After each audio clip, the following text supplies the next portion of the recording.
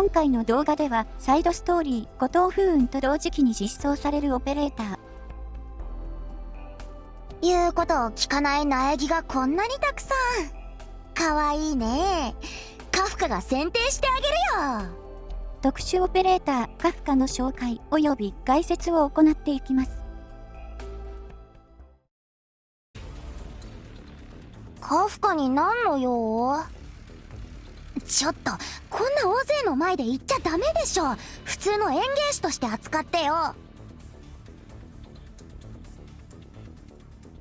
カフカはクルビア出身のリーベリ人で、今回のサイドストーリーの舞台であるマンスフィールド刑務所にて発生した事件に関与した人物です。常に言動はわざとらしく、ニヤニヤとした顔つきをしており、なおかつその態度は誰が見ても一目で見破れるようなものとなっているため、加入当初はオペレーターたちの評判はあまり良くはなかったとのこと。なお、カフカ自身もこのわざとらしい言動を直すつもりはないようです。カフカがなぜこのような真意が見えない言動をしているのかには過去の環境が関係しており、カフカは自身のことを園芸師だとは言っていますが、実際のところはサイレンスに出会う前は孤児出身であり、小さなマフィアの間を転々とする生活をしていました。その際に彼女が学んだことは、他者を好きにならない代わりに他者からも好かれないようにするというもので、信用のできない姿は裏社会で横行している裏切りや詐欺、血生臭いことから自身を遠ざけるための最適な道具と認識しているようです。つまり、誰かのことを好きになってしまうと、そこから築き上げた仮面が剥がれていってしまうので、染みついてしまった習慣から直さないというよりかは、すぐには直せないというのが正しいのかもしれません。事実、裏社会から足を洗う要因となったサイレンスや、カフカの努力を認めてくれるドクター、園芸関連で何かと接点が多いパフューマーとは、比較的いい関係を築き上げることができているようです。もっとも、ドクターに対してはいたずらが好きな子供のように、サイレンスに対してはあまりにもサイレンスがお人よしすぎて気が気でないというような、少し変わった信頼関係を結んではいるようですが、なお、カフカはサイレンスやマウンテンの旅路についてきてはいたものの、もともとはロドスに加入するつもりはなく、マウンテンとサイレンスがロドスに到着した後は、カフカはロドスからは離れようと思っていました。しかし、カフカは隠していたものの、ロドスでの身体検査でカフカも感染者であることがバレてしまい、サイレンスはカフカがクルビアに戻ることを断固拒否。カフカは治療にかかれるような手持ちはないということで、ロドスへの加入を拒否しようとしましたが、サイレンスは治療費は自分が払うからと説得をしてカフカを根負けさせ、ロドスへと加入させました。カフカがサイレンスのことが気が気でないというのは、このようなサイレンスの一面を見たからなのかもしれません。また、カフカは戦術したように、わざとらしさに満ちた側面が強く出ていますが、実際のところは困っている人にはさりげないフォローや、子供たちにはサプライズを与えたりと、誠実さが見え隠れする側面もあります。それもあってか、現在ではロドス加入当初のようなオペレーターたちからの不評っぷりは、徐々に解消されていっているとのこと。もともとが善良な性格ではあるので、ロドスでの生活を続けていけば、自分さえも欺いていた仮面も剥がれていくのかもしれません。ちなみに、背が小さいからといって子供扱いすると、いつものわざとらしさは消え去り、すぐに怒り出すとのこと。カフカのモチーフとなっている生物は、カフカというコードネームなどから、西国丸ガラスかと思われます。カフカとはチェコ語で西国丸ガラスのことを意味しており、北欧では日本でのハシブトガラスやハシボソガラスのようにポピュラーな鳥となっています。なお、日本には西国丸ガラスは生息していませんが、過去には2回だけ西国丸ガラスが名鳥として日本にも飛来したようです。鳥の中でも社交的な部類に入り、特につがいとしての結びつきは非常に強く、つがいは常に一緒に行動をするとのこと。カフカの小心2に描かれている相当の鳥も、この西国丸ガラスのつがいを表しているのかもしれません。そしてもう一つのモチーフとされているのが、19世紀後半から20世紀前半の人物であるチェコ出身のドイツ語作家、フランツ・カフカです。フランツ・カフカ作の寓話短編、ジャッカルとアラブ人には、ハサミが登場しており、このハサミにはフランツ・カフカが感じていた孤独感や社会から断ち切られたいといった感情が込められていたのではないかとされています。カフカの小心2に描かれており、彼女の武器である巨大なハサミは、このフランツ・カフカのハサミをモチーフにしているのかもしれません。園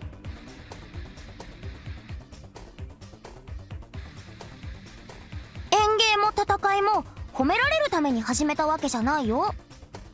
でもドクターやみんなにカフカの努力を認めてもらえるのってやっぱり嬉しいな。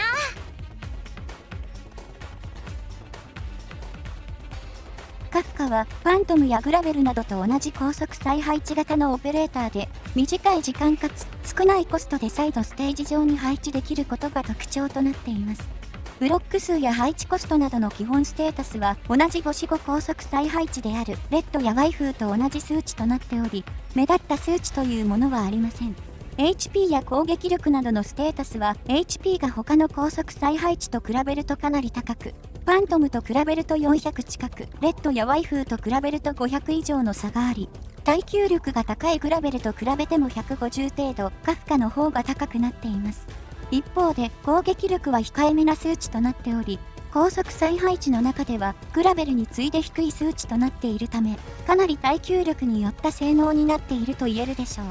素質、注意力誘導はスキル発動中、カフカのブロック数が0となり、明細を獲得。昇進1以降はスキル発動中、先ほどの効果に加えて、さらに攻撃力が上昇するという効果を持ちます。この能力の性質上、カフカの能力が最大限発揮されているパッシブスキル発動中は、他の高速再配置のように敵をブロックしたり、遠距離攻撃のおとりにすることはできません。そのため、カフカは高速再配置の中では特に特殊な分類のオペレーターとなっており、敵の進行を妨害するというよりかは、敵地のど真ん中に配置をして、ボムのように運用をしたり、前線の後方に配置をし、遠方から敵を攻撃したりといった特殊な運用が求められます。なお、素質による迷彩効果は他のオペレーターたちの迷彩効果と同じく、ステルスではなく迷彩という分類のため、原石祭壇による範囲攻撃や原石氷晶の凍結効果などを受けることはありません。ただし、カフカを対象としていない攻撃、例えば爆弾虫の自爆攻撃や上級術師の攻撃などは巻き添えという形であればダメージを受けることになるので注意が必要です。カフカの潜在強化による効果は、コストマイナス1、最大 HP プラス150、再配置時間マイナス2秒、素質強化、コストマイナス1となっており、高速再配置の重要なポイントであるコストと再配置時間を減少させる効果が主となっています。5段階目となる素質効果の強化は、スキル発動中の攻撃力上昇をさらにプラス 3% するというものにはなっていますが、スキルの能力上、この攻撃力強化はスキル1には適用されないため、効果としてはかなり薄く、この素質強化のために5段階目まで強化をする必要があるかはかなり微妙なところ。また、3段階目の最大 HP 上昇に関しては、カフカの HP をさらに伸ばすものにはなっていますが、戦術したカフカの素質の特性上、カフカは敵から攻撃をほとんど受けることはないため、こちらに関しても必要かと言われれば、かなり微妙なところでしょう。これらのことから、カフカの潜在強化の目標を立てるのであれば、潜在は2、4、6のどれかを目標にすることをお勧めします。スキル1、ストレンジキューブはカフカを配置後、即座に発動するパッシブスキルで、配置後、カフカは攻撃を停止、カフカの周囲にいる敵すべてを眠り状態にし、眠り状態終了のタイミングで周囲の敵すべてに術ダメージを与えるという効果を持ちます。いわば遅延型のボムスキルとなっており、眠り状態によって敵の進行の遅延をスキル終了後の範囲攻撃によって敵にダメージを与えるという攻守揃ったスキルとなっています。この眠り状態を付与している間もカフカの素質は発動しているため、カフカは範囲攻撃以外は一切受けません。そのため、非常に配置の自由度が高く、敵のど真ん中だろうと範囲ダメージまで発動させやすくなっています。また、眠り状態は配置した時点での周囲の敵にしか作用しませんが、範囲攻撃は後からカフカの付近に近づいてきた敵に対してもダメージを与えられるので、敵の術耐性や体力次第ではまとめて一掃することもできるでしょう。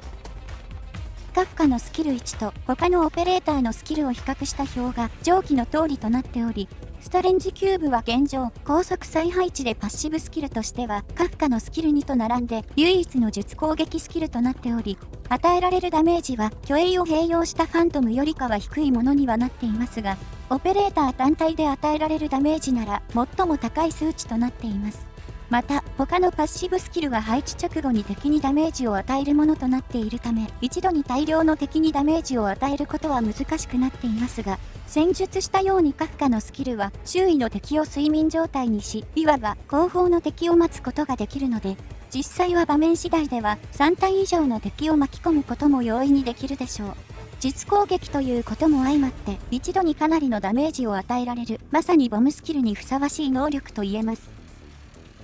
この眠り状態にするという効果から眠り状態の敵にも攻撃することができる。ブレミシャインとは非常に相性がいい一方で、逆に言えばブレミシャイン以外は一切攻撃ができないということでもあるので、やり方次第では一部の敵の進行を止めながらも殲滅もできないという中途半端な遅延行為になることも多々あり、場面によっては必要以上に敵をとどめすぎて後方からの敵が追いつき、前線が決壊してしまうということもあります。そのため、このスキルに関しては、他の高速再配置のスキルよりも、特にドクターの手腕が求められるスキルです。以上のことや特化に必要な素材、特化時の上昇率などを鑑みてスキルレベルは、7で据え置くことをお勧めします。単純に眠り状態の効果だけが欲しいのであれば、極論を言えばスキルレベルは1でもいいでしょう。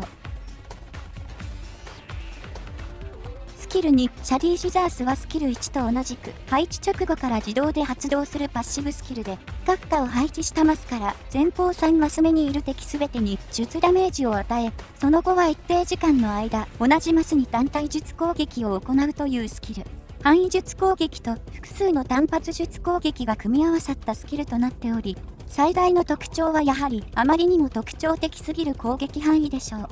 前方3マス目というのは一見するとかなり扱いづらそうには見えますが、防衛の前線となる場所では1マス目に重装、2マス目に範囲前衛や調査艇前衛といった配置になることが多いので、例を挙げるなら1マス目に星熊、2マス目にブレイズ、3マス目にカフカというような直線配置に最適な攻撃範囲となっています。たとえ後方に空いているマスがなかったとしても、カフカは素質によってスキル発動中は近接攻撃も遠距離攻撃も受けないため、敵陣のど真ん中から重装の前にいる敵を攻撃するということもできます。そのためスキル2もスキル1ほどではありませんが、かなり自由な配置ができるスキルと言えます。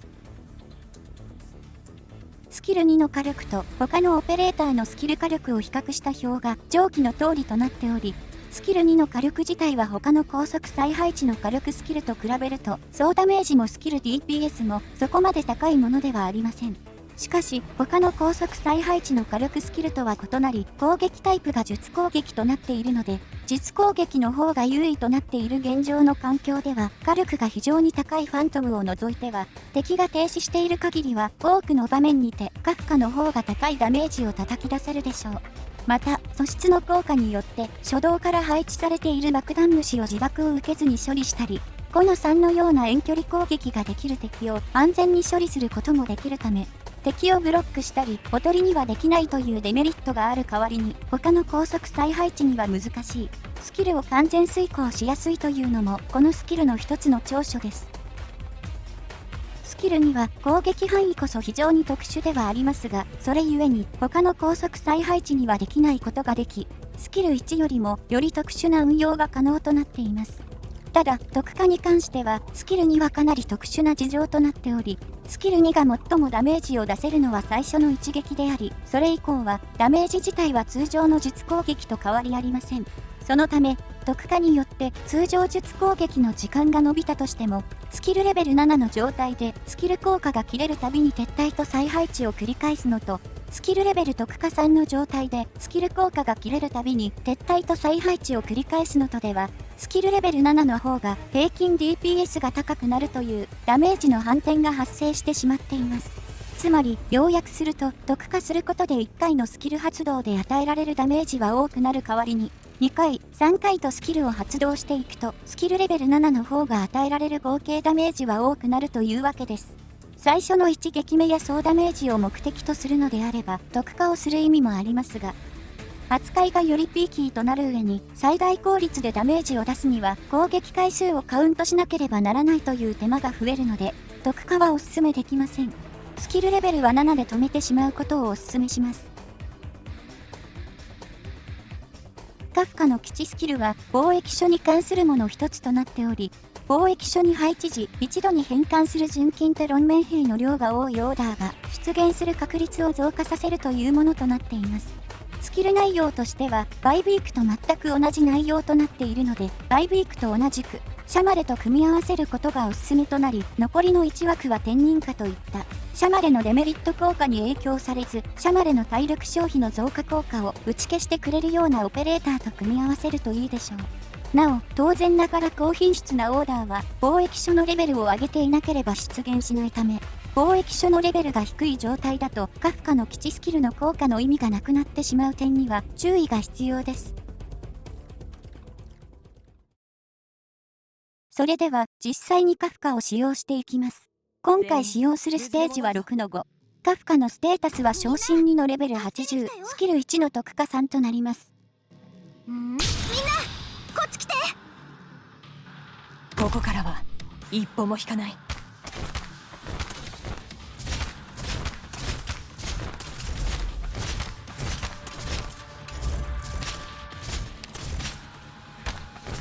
前に進むぞ。わあ、リンゴちゃん、今日もよろしくね。行ってきまーす。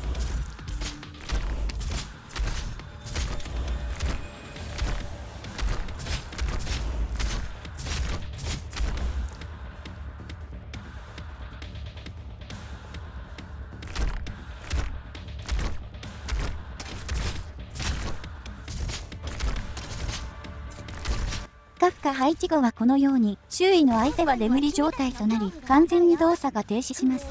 ただし配置時に効果範囲内にいなかった敵は眠り状態とならないので、範囲攻撃時には複数体の敵に対してダメージを与えるということが可能です。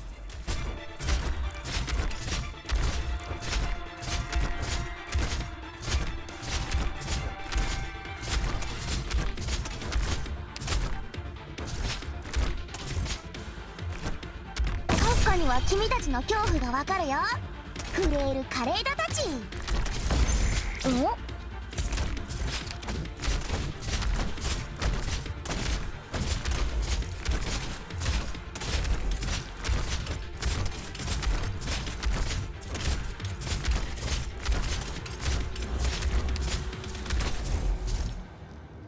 ってあげるよ。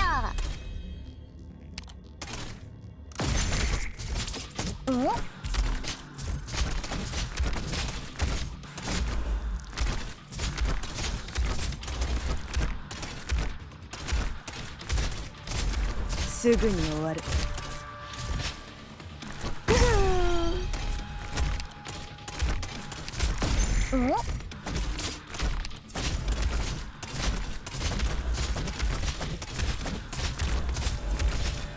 この程度で止まると思うな。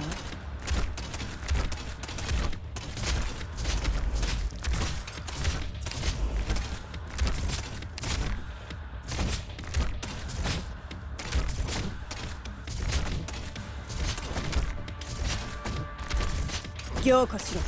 また、このように時間稼ぎとしても使えるため、例えばサリアの回復が間に合わないというような時には、眠り状態にすることで時間稼ぎとして使用することもできます。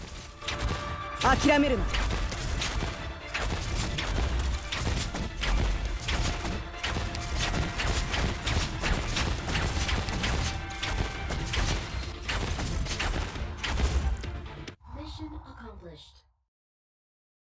大勝利！ドクター、あたしちゃんと役に立てた？